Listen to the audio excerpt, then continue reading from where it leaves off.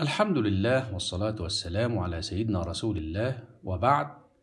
حديثنا اليوم عن السيدة الطاهرة صاحبة العقل الراجح وصاحبة المشورة التي جمعت أمر المؤمنين على طاعة نبيهم، وهي أول امرأة خرجت مهاجرة إلى الحبشة ثم إلى المدينة، وهي أحد فقهاء الصحابيات، وهي آخر من مات من أمهات المؤمنين.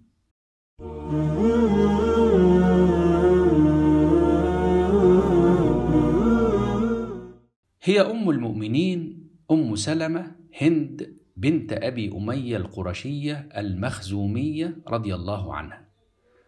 أبوها أبو أمية المعروف بزاد الراكب، لقب بهذا اللقب لشدة كرمه، لأنه كان لا يترك أحدا ممن يسافر معه يتزود لنفسه، بل كان هو يكفيه من زاده.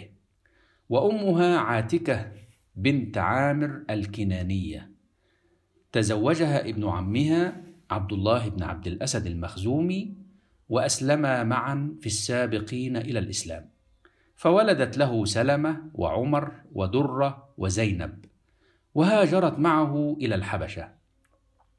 ثم حاولت الهجرة برفقته إلى المدينة فمنعها أهلها، ونزع أهل أبي سلمة ابنها سلمة منها حتى خلعوا كتفه، فبقيت مدة تخرج تبكي في طريق المدينة حتى رآها أحد الرجال فشفع لها عند قومها فلحقت بزوجها.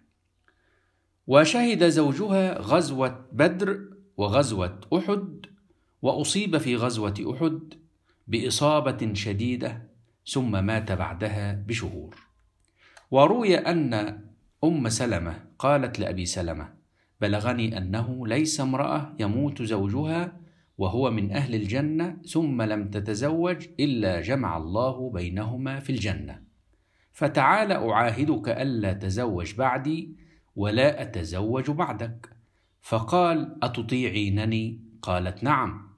قال: إذا مت تزوجي. ثم دعا لها وقال: اللهم ارزق أم سلمة بعدي رجلا خيرا مني لا يخزيها ولا يؤذيها.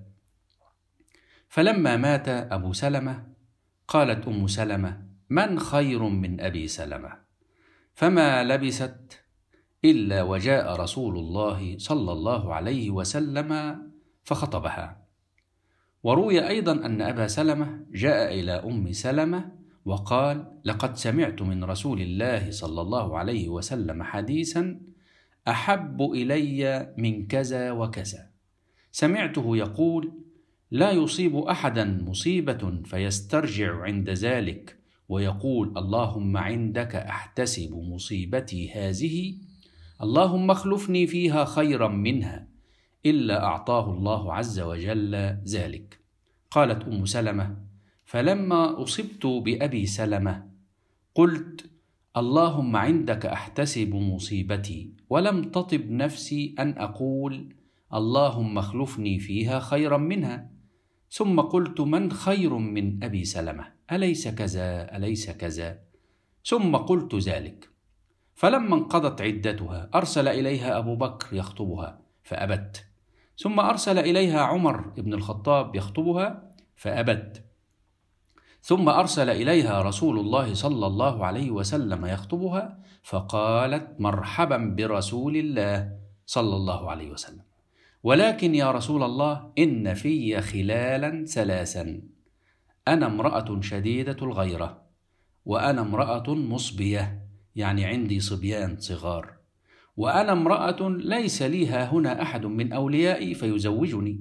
فقال لها رسول الله صلى الله عليه وسلم: أما ما ذكرت من غيرتك فأنا أدعو الله عز وجل أن يذهبها عنك، وأما ما ذكرت من صبيتك فعلى الله وعلى رسوله، وأما الأولياء فليس أحد منهم إلا سيرضى بي. فقالت لابنها سلمة: زوج النبي صلى الله عليه وسلم. فكان الذي زوج رسول الله صلى الله عليه وسلم أم سلمة ابنها سلمة، وكان ذلك في شهر شوال سنة 4 من الهجرة. وابنها أيضا عمر ابن أبي سلمة هو الذي علمه رسول الله صلى الله عليه وسلم آداب الطعام. فقال عمر بن أبي سلمة: كنت غلاما في حجر رسول الله صلى الله عليه وسلم، وكانت يدي تطيش في الصحفة، فقال لي رسول الله صلى الله عليه وسلم: يا غلام، سم الله وكل بيمينك وكل مما يليك. فما زالت تلك طعمتي بعد. وكانت أم سلمة موصوفة بالجمال والعقل البالغ والرأي الصائب، وإشارتها على النبي صلى الله عليه وسلم يوم الحديبية تدل على وفور عقلها وصواب رأيها. وكان ذلك أن النبي صلى الله عليه وسلم لما فرغ من قضية الكتاب يعني الصلح قال لأصحابه: قوموا فانحروا ثم احلقوا، فما قام منهم رجل حتى قال ذلك 3 مرات. فلما لم يقم منهم أحد دخل على أم سلمة فذكر لها ما لقي من الناس، فقالت أم سلمة: يا نبي الله، أتحب ذلك؟ اخرج ثم لا تكلم أحدا منهم كلمة حتى تنحر بدنك وتدعو حالقك فيحلقك. فخرج فلم يكلم أحدا منهم حتى فعل ذلك، نحر بدنه ودعا حالقه فحلقه. فلما رأوا ذلك قاموا جميعا فنحروا، وجعل بعضهم يحلق رأس بعض. هكذا تكون استشارة الزوج لزوجته ومشورة الزوجة لزوجها. وكانت أم سلمة تعد من فقهاء الصحابيات، روت عن رسول الله صلى الله عليه وسلم حديثا كثيرا، حوالي 378 حديثا. وكانت وفاتها بالمدينة سنة 61 من الهجرة، وهي آخر زوجات النبي صلى الله عليه وسلم وفاة. فرضي الله عنها وعن أمهات المؤمنين وعلى آل بيته الطاهرين، وصلوات ربي وتسليماته على النبي الأمين. والسلام عليكم ورحمة الله وبركاته.